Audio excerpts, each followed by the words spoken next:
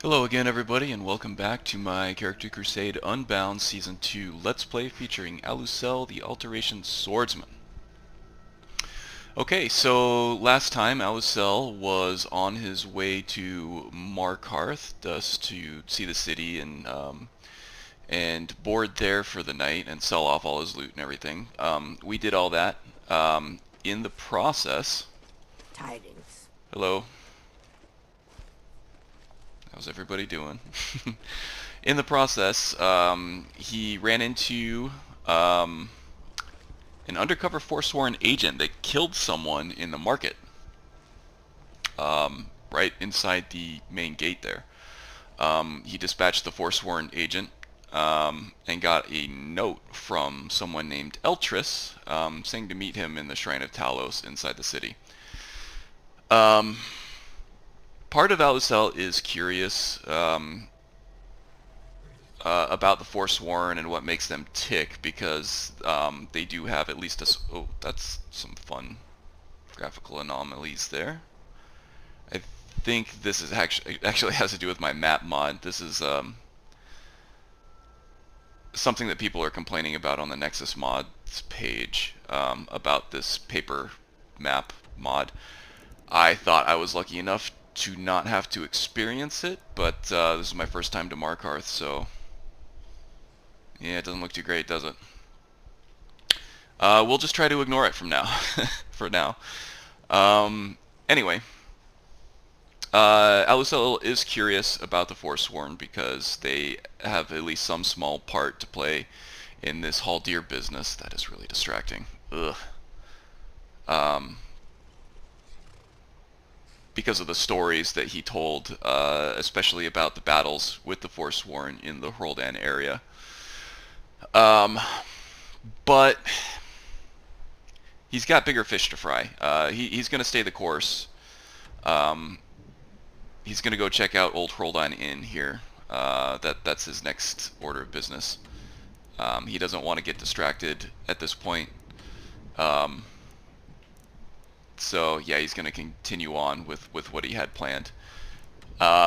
He also met Calcelmo. He sold off some of his loot to the court wizard there, who is also the foremost authority on the dwarves in Skyrim, apparently. Alusell would have really liked to spend more time with him and try to get to know the dwarves a little bit better, because of their affinity for logic and reason and engineering. Alusell has a very keen interest in the dwarves, which is reflected by his dwarven katana that he's now using. And a little bit of backstory on that katana. I know I didn't go over it a few episodes ago for the part 1 of this Season 2, Episode 2 portion of this Let's Play. But the story about the dwarven katana is, in his travels, he began seeing more of a prevalence of dwarven weaponry at the blacksmiths and on bandits and other traveling warriors, and he found that the weapons were a bit heavier than the steel weapons that he was used to, but they were more dense and actually more well balanced, and they felt a lot more durable, and somehow the metal lent itself to being honed even more sharply than steel. So his interest in the dwarves kind of stemmed from the dwarven weaponry that he was seeing around the province. And then he got to talking with Barend, the smith in Solitude, about the dwarven metal. And he learned enough about it from him that he was able to construct a weapon of his own design, which you see him wielding now. This piece of weaponry. So yeah, there are a lot of parallels between the dwarves and Alusell himself, and he does want to learn more about them, but he's got, again, he's got more important things to worry about at the moment. But while he was chatting with Calcelmo, he did pick up some books from him. I think these are sorted as valuable books. All 3 volumes of the dwarves. Looks like I already had a couple of copies. And there were 2 more. And I don't see them now. But anyway, they were on dwarven culture and dwarven history. So he's gonna read those. I see Calcelmo becoming enamored with the dwarves and seeking out dwarven ruins, but he's got more important things to do now. What else? Oh yeah, we also trained with, oh geez, I forget the smith's name here. Something Moth. The sister of the 2 orcs. Of the 2 sibling orcs that smith in Markarth. Let's see, it's a little foggy here. We're going to cover up a little bit more, but we don't want to cover our head because it's not raining. So we'll put the shawl on. Yeah, we trained with her, who is the smithing trainer. We smithed up a bunch of katanas to get some practice there, and we actually got enough levels in smithing to get a level up. So right now we're going to try to find a nice place to meditate. I think there's a little lake or something over here that we can do that. Listen to the water and think on our progress. I think this little rock outcrop here might be best. And we'll take a look at our skills and see what makes the most sense. Might just bank a perk, honestly, I'm not sure. Let's see, so we have the perk now that the more magicka that we have in the pool, I think we get an extra Vancian magic spell per 10 levels of magicka. So taking magic does make a certain amount of sense, but I think we're doing okay on spell counts right now. So I think I'm going to take another stamina to catch it up with health there. Just because we ran out of stamina while we were bashing the Briarheart in the last episode. So, what else can we take here? Alteration, how's that looking? There's always something in Alteration that we can take. We have Dungeon Master, which is one of my favorite perks in the Alteration tree. Every time we rest, or actually recharge our Vancian magic spells, which requires us to rest either in a player home or in an inn, an owned bed, it lets us choose to take less or more spells in exchange for higher or lower spell effectiveness. It just adds a little bit more of a strategy element, because if you take more powerful spells, which I usually tend to do, it makes you think a lot harder about how you're going to use those spells. And I think right now we use our Candlelight spell quite a bit, so I'm tempted. I'm not too tempted to take that one just yet, but we will take it at some point. Just not sure if I want to go there yet, or if I want to start investing in magicka and increasing our magicka pools to kind of offset the lack of spell count that will cause. Wild Shrines, I can see us taking this one. It will give us more of an incentive to explore the wilderness, I think. And I think this kind of fits with Alusell's character type. It gives him something to meditate on, something to learn from, and something to kind of more organically increase his strength and his abilities.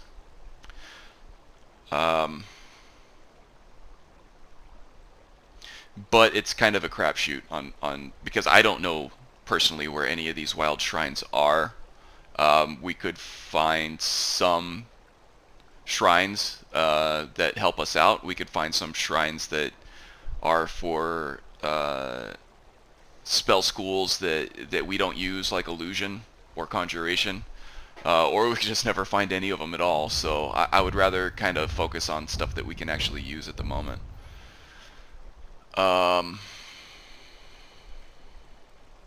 This is also a really interesting one. I think if I had 2 perks banked right now, I would be more likely to take Wild Shrines and this Dormant Arcana. This is almost like a Spell Twine effect, which would be pretty cool. But the point's kind of moot because we don't have Wild Shrines yet. Okay, so what else do we have? We can actually increase resistances. We can increase 2 resistances. Now once we go up to Mount Anthor, I'm pretty sure we're gonna meet a dragon, even though we haven't triggered dragon spawns through alternate start yet. Just because that is part of the Caranthir Tower that this whole message from the past thing is from. So getting some ice and fire resistances will help with that battle for sure, because that's going to be tough. This is also an interesting one too. This is going to change up our combat style a little bit more. This is going to encourage us to actually use more spells in combat instead of just relying on our bash. But that 20% more attack damage is great. I just don't think I'm hurting for damage output right now. So let's see what else we got. Not really ready to take another perk in smithing. I think we're good with the Dwarven Katana for a while. Let's see. 20% more damage reduction from blocking is good. Apocalypse is also really good. Less effective against concentration spells, like Fire Breath from dragons. Which would be more what I'd be interested in using something like this on. So I don't know how well that is going to help us. This would be a great perk to take. This is probably my leading candidate right now. I think that Quick Reflexes works really well with Alusell's character concept. I think that he has his mind and body honed to the point where his reflexes will be heightened in combat, almost to superhuman levels. This will allow us to bash enemies out of power attacks. It'll also allow us to gain more positioning over them, not just using it for bashing them out of power attacks and everything, but I think we can use that slow time effect to great effect beyond its most obvious uses. Power bashing is also something I am interested in, but I think Quick Reflex is even better. So let's see what we got in the one-handed now. Is there anything that I can take here? We're at 53. Okay, a forwards power attack with a sword causes targets to bleed. Okay, so bleed damage. 10 times critical damage during a bleed is good.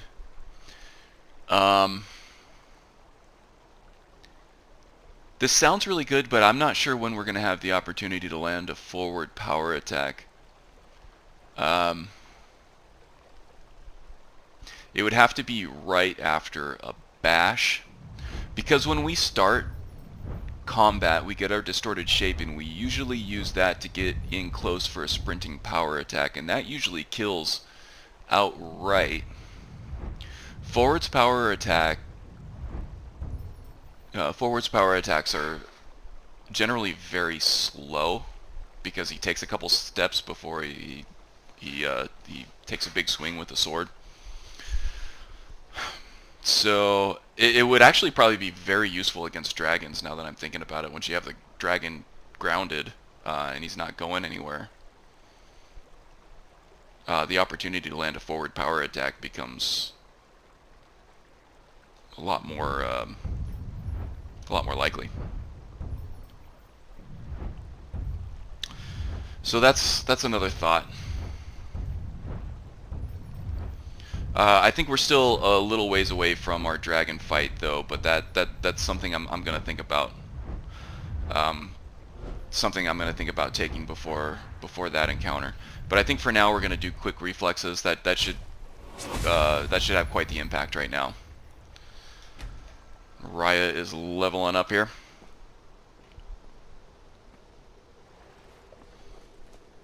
Yeesh. Alright, well maybe we'll be out of the area. We don't have to deal with this. Oh, it's so distracting. Where am I? We don't have to deal with these little bugs anymore. Okay, eyes forward, not up. So yeah, I'm getting to record for a second day in a row. Actually, that's awesome for me. Today my wife had a friend over, and they were like, "Hey, you want to join us for a movie and some dinner?" And I'm like, "No, I've been working for a while. I've been working a lot lately. I think I just need some downtime." And they're like, "Are you sure you can come?" And I'm like, "No, thanks." And then so I'm like watching them leave. I'm peeking out from between the blinds on our front window, and as soon as I see the the car pull out of the driveway, I bolt back to my office and boot up Skyrim to record another episode. So yeah, any day that I get to record some Alusell is a good day, I think. Although I did just get back from the gym, which a lot of people say it makes them feel better, it keeps them healthy and everything. I don't know. I'm in a lot of pain and discomfort right now. I'm really considering not ever exercising again in my life, but apparently it's good for me. So pretty good day overall, except for the excruciating pain in my legs and arms and everywhere else. Okay, where are we headed here? We were going to the Old Hroldan area. We don't want to go back up north here. We want to continue east. And we're going to head north at the Divine Elegance store. We're going to see what else awaits us on the path here, huh?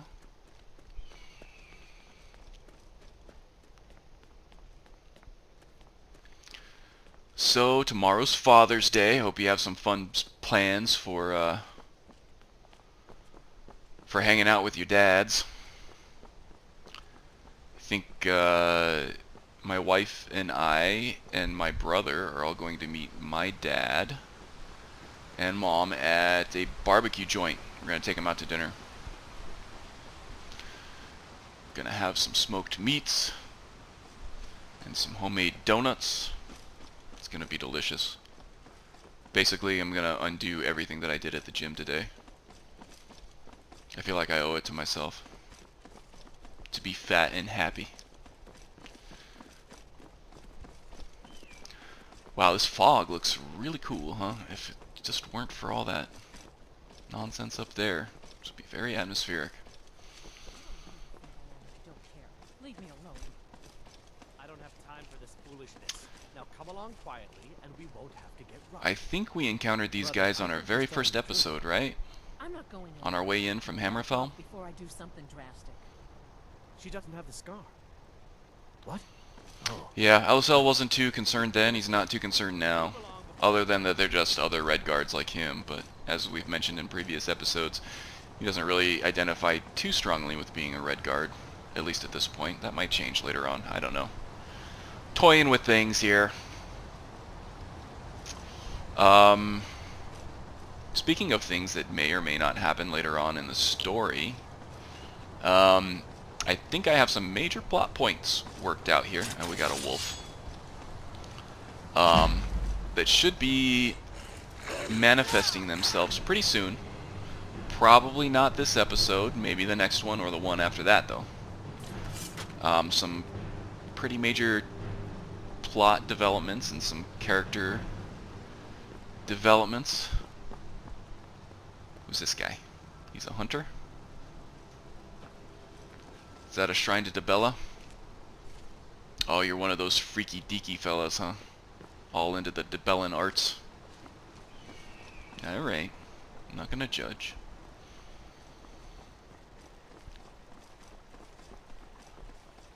Although I did just call him a freak, so I guess I did kind of judge him a little bit there, huh? Alright, this is our road here. So yeah, in the last episode we fought some Briarhearts, right? And I got to thinking about it. Briarhearts are given... Old Hroldan discovered. Hey, we're here. Let's go ahead and finish up that thought, though. Briarhearts are given their power through the implantation of the Briarheart in their chest. Their actual hearts are replaced with the Briar, wherever those come from. And I think that it's the Hagravens, whatever the Hagraven matriarch is for that group of Forsworn, conducts that ritual to transplant the Briar into the heart. And that, in some capacity, gives them their increased abilities, their magical abilities, their combat abilities, makes them a lot stronger. And that's kind of a very cool counter to the way Alusell is built. Alusell, all of his power comes from within. He does not like being gifted power. Everything that he does, he wants it to be on his own merit, in order to test himself and gauge progress and know that he is actually getting stronger and better at things. Briarhearts are exactly the opposite. They're given their power in some kind of dark magical ritual. So I'm thinking that could be kind of a cool counterpart to Alusell, kind of an arch enemy, if you will, at least for this portion of his story. I could see Alusell hunting these guys down at some point if we run out of kind of things to do at some point. So that's just something I've made note of, definitely, and that could be potential story fuel in the future. Alright, it's super early in the morning, and I think what we need this place for, it's going to need to be later at night. So, I don't know, I guess we could just explore the area a little bit. Let's see what these guys have to say here. You should head on inside. Aldis or Schoolie can take care of you. Alright.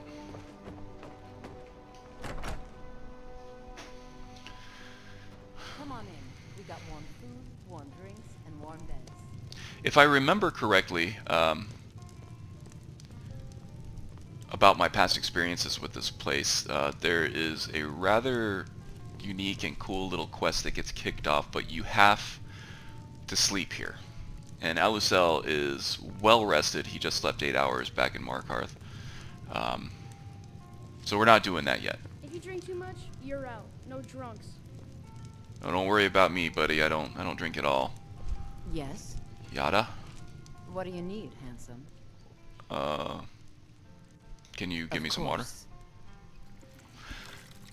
Alusell, being the introvert that he is and kind of disconnected from society as he was in Hammerfell, is still a little awkward around women. And that'll come into play a little bit later on in the story. Not just yet, but Change the linens myself. it's worth making that point, I think, for now. Old Hroldan is the stone that the Empire's history is built on. You'll be looking to rent Tiber Septim's room, I take it?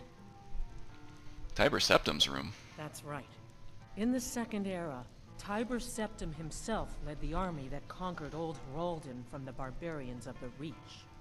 Septim would later found the empire that united Tamriel, but his first known battle and victory was right here. And this inn has the very bed the great general slept in on his first night as Old Hroldan's liberator, as good as it was hundreds of years ago. Well, I'll need a bed for later, but yeah, I guess I'm not really interested in all that history stuff. Not that Alusell isn't interested in history, but he's definitely not sentimental.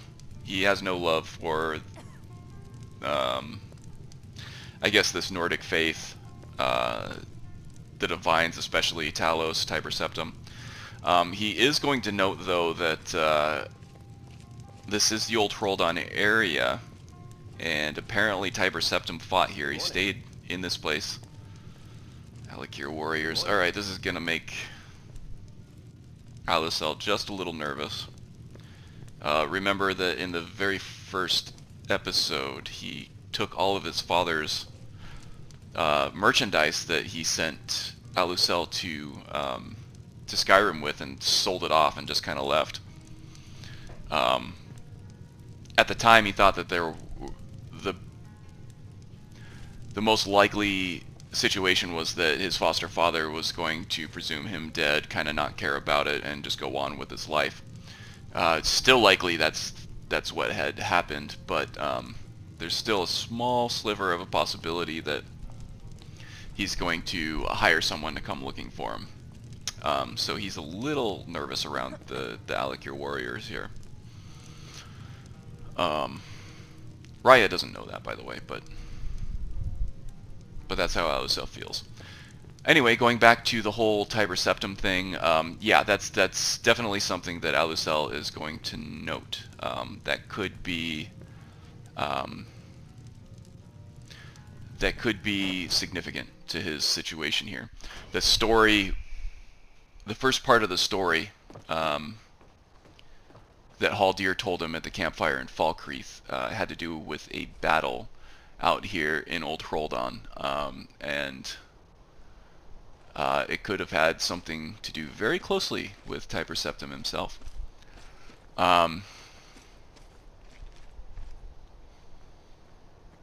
Yeah, so I might actually have to go back after this quest, and if you haven't played out this quest at all, you'll see why afterwards. But I might have to go back and listen to that first part of that story of the Ghosts of Yore. The link for that, by the way, is in the description down below. Just to see if there's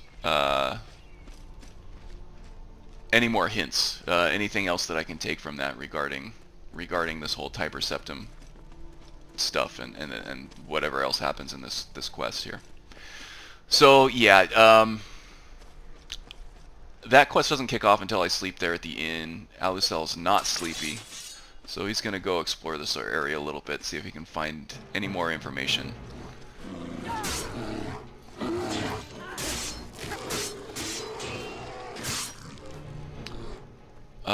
Took a swipe from the bear there and didn't take too much damage, so maybe that energy shield is working properly. Oh yeah, no more looting animals. I keep forgetting. Huh. Wonder what she was doing all the way out here.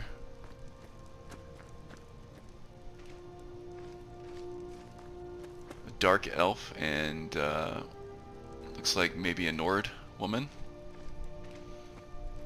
Is it just the two of them? Is this some kind of forbidden love thing or what? Oh. Well, their misfortune is my fortune, I suppose.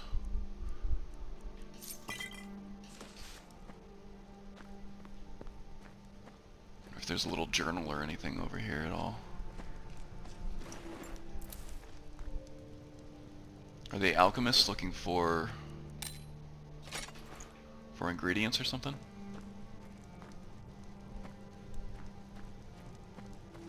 The fire still seems pretty fresh, so I think they must have gotten attacked fairly recently.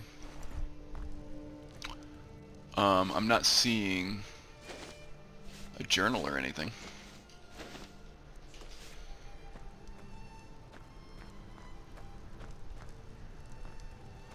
Yeah, we'll take their leeks and their wine, though. 2 bottles of wine, 2 tankards, 1 bedroll. Yeah, I think I see what was going on out here.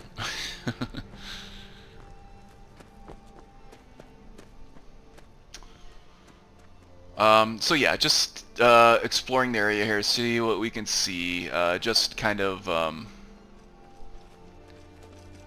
at least on my part, I'm just killing time for now. What's this down here? Am I just going back to the inn? No, there's something else up here. It's like a farm or something, maybe. What can I do for you? Nothing I can get from her.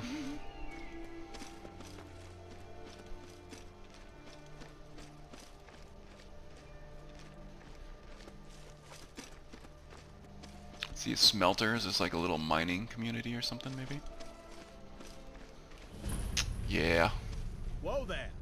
I don't know where you're going, but stay out of that mine. It isn't safe. Why isn't the mine safe? We tunneled into an old Nordic crypt. The whole place is crawling with Draugr. We're not mining up any ore with those undead around, so I wouldn't go down there if I were you. Oh man. Well, Draugr seems to be my specialty, actually. And actually, an old Nordic crypt in the middle of Old Hroldan sounds exactly what I'm looking for. So why don't you let me handle the Draugr for you? Right? Those bone walkers will tear you limb from limb. But We'll if see you want about to get that. yourself killed, go ahead. All right.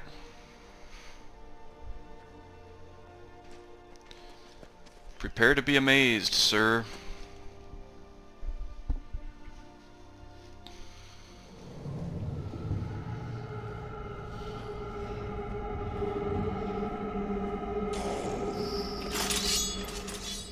All right, let's do this.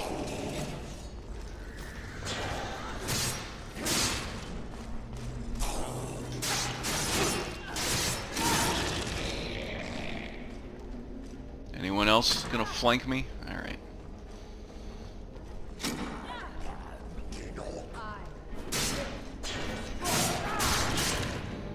Right, looks like we've got a skill book here.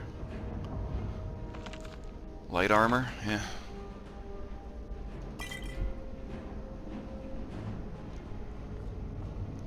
Must already have hit my skill cap in light armor, I think.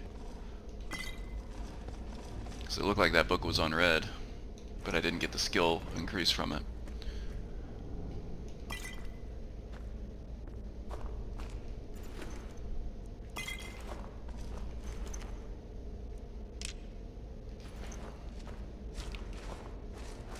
Alright, I think we need some light here.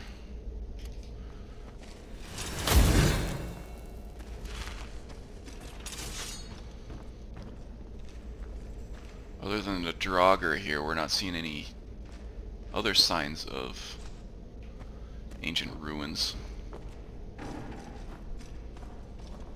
At least not yet, anyway. Well, this must be the place's titular sinkhole. Alright, well, Geronimo, I guess. Alright.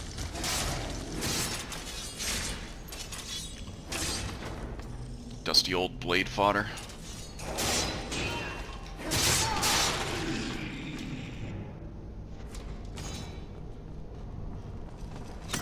I should have rolled.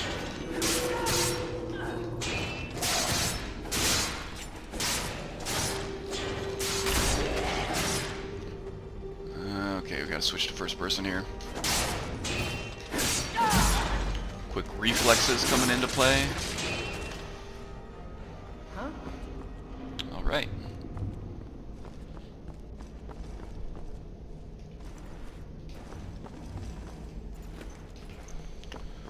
Nothing too valuable.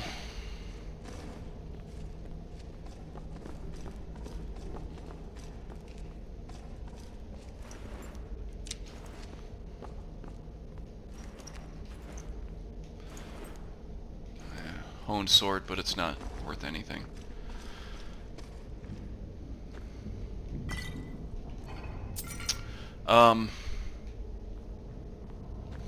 Thinking about it now, I think Alusell would have been a little more hesitant to come in this place, or at least jump down the sinkhole, because there was no apparent means of getting back up out of that, out through there. So we're just kind of going on faith a little bit here.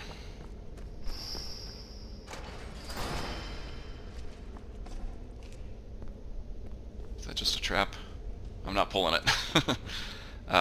He's just going on faith here that there's going to be a way back out of this place. In reality, there wouldn't necessarily be. I definitely probably wouldn't have come down there.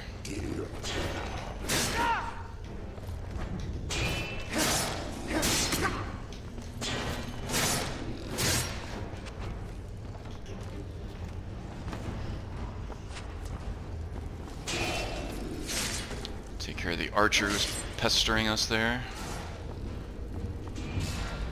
Oh no! Fell in the water. I can't get out. Stuck. Save some for me, Raya.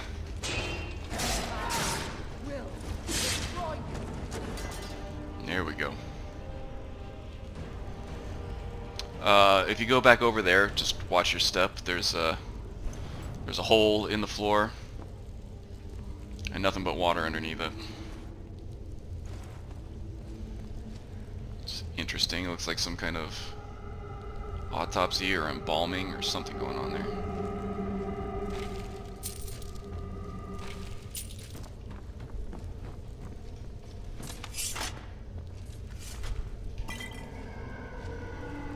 Nothing in the urns. So yeah, it seems that quick reflexes is really paying off for us a little bit. I think that was a good choice on the perk point there.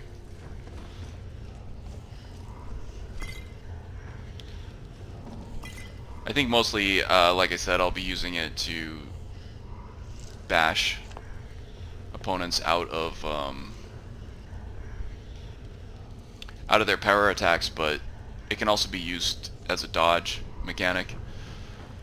And I think that just makes a lot of sense for an unarmored swordsman who's kind of light on his feet.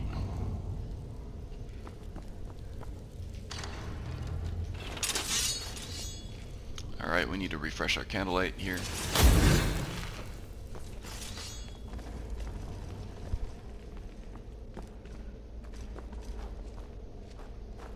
So we may have to do the Hroldan Inn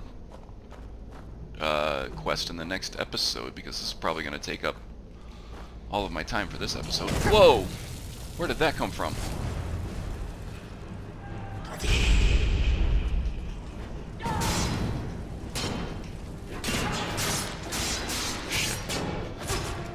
I didn't save either. I gotta get out of here. Let's heal up. Throw down a quick save once we're all patched up.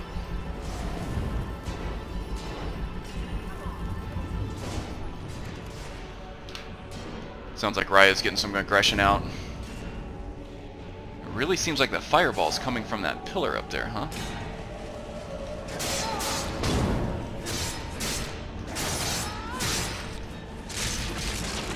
Okay, done with the Draugr. Yeah, I see a magical energy on these, or at least during that kill cam I saw a magical energy on this one anyway. I wonder if this Draugr was feeding magical energy into these two pillars here and causing them to throw fireballs at us. It's been a while since I've done this dungeon. I didn't remember that. Stuff we can sell to an alchemist here. Oh, lobster armor.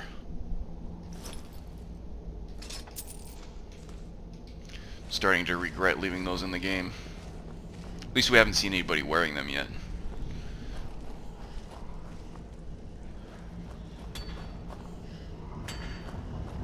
Okay, so we cleared the mine for the guy outside, so he should be appreciative. Ooh, a Briarheart. Interesting. I wonder what that's doing here. Magical sword. We can sell that. Huh. This place does have a history, huh?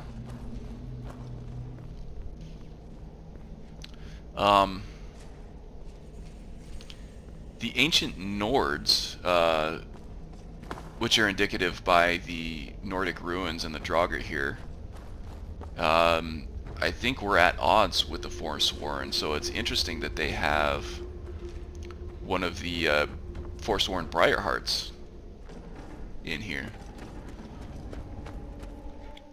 We also saw the Draugr corpse being autopsied or embalmed or something back there too. I wonder if this place was used as a kind of as a research center back in the ancient Nordic days. Oh, forgot to tell that guy how awesome we are. I hear talk about a regiment coming to clear the crypts out. We'll see if that happens. Well, you don't have to worry about that anymore because I You did? cleared it. We were waiting for the Jarl to send an entire regiment to clear that mine. Now we can get back to work. Thank you. No problem. Oh wow, he pays well. Must be a pretty prosperous mine down there, huh?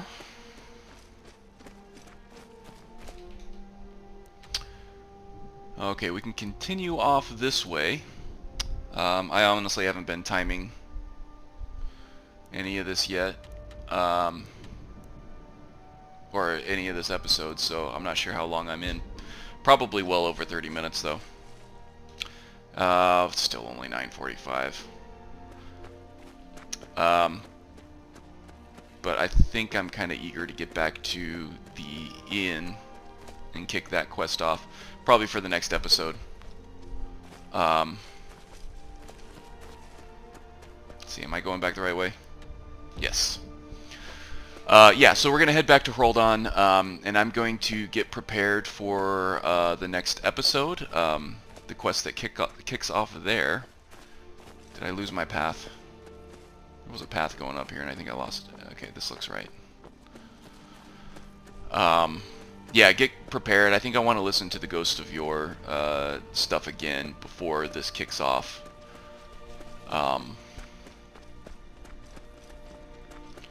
Just so that I can get my ducks in a row regarding story and where I want to go with it at this point.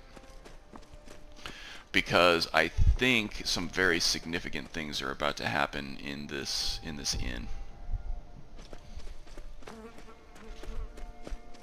that I need to be prepared for.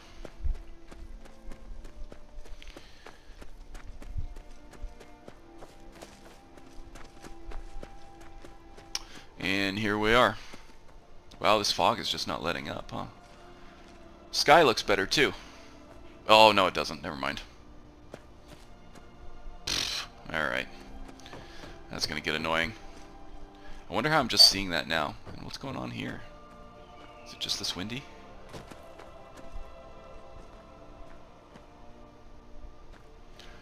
Alright, anyway. Back to the inn, and I'm going to take a second to gather my thoughts, and I'm going to cut the episode right after that, I think.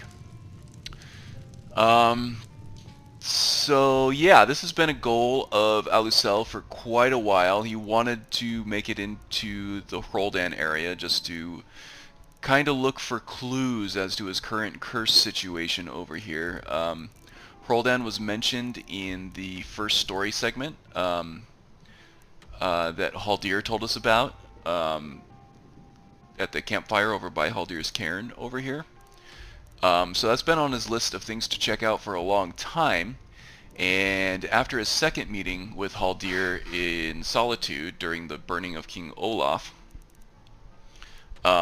he made it more of a priority to get down here, just because it seemed like Haldir was really pointing him in this direction. So yeah, he finally made it here. We kind of explored the area a little bit. We found another ancient Nordic rune, although there wasn't really any information in there. There was that Briarheart, which indicates an ancient Nordic at least interactions with the Forsworn over here, which is interesting, and it does jive with the story that Haldir told back way in the beginning of this series. Probably like the second episode, I think. So yeah, we're here, and some very significant things are about to happen, I think. So I would encourage everybody to stay tuned for the next couple episodes, because I think some exciting things are about to happen. Yeah, so I won't bother. Well, okay. Let's go ahead and talk about what Alusell is looking forward to here. I certainly think that he is interested in exploring this area a little more. He still is interested in finding Shalador's writings for Urag at the Mages College. He still wants to check out Mount Anthor, which was mentioned in the book Olaf and the Dragon, about Olaf's battle with Numenex over here. And also, Haldir was wanting us to check out something over in the mountains close to there anyway. So that's going to be important as well. Obviously, we still want to make our way back to the college and return the books that we found to Urag, along with the Shalador's writings, if we can find them. I'm actually leaning toward coming back through this way instead of making a straight line from here to Anthor and the college. And I have some story reasons for that I'm going to reveal in probably the next, not this next episode, but the one after, or the one after that. So that'll give us the opportunity to come down to the Rift, explore this area a little bit. Probably going to go ahead and find the last Galder amulet fragment just to close that out, and head down to Riften and try to find Shalador's writings, because I think there's some pretty significant stuff over here that might make sense in the current in Alusell's current situation here. I don't remember too much off the top of my head, so I'm not planning on anything too explicit over here, but there might be some nice little tie-ins over there. And then at some point, back to the college, because we would like to meet back up with Toltir and get some alteration training while we still can. Those levels are adding up fast right now for us. If we can get some training while we still can, that'll help us level up even faster, and see if we can get some more spells from Tolfdir. I forgot to mention that I did check for more like an Iron Flesh spell or some more alteration spells from Calcelmo, but even though I'm level 20, it doesn't seem like any of those are available yet. I may have to find those at the college when I get back up there, so that is definitely a priority. I will have to get back up there at some point. But next episode, we are going to go ahead and have a rest here at the inn, and see what happens from there. So yeah, I hope everybody enjoys their weekend or their evening or whenever you happen to be watching this, and I will see you next time. Take care.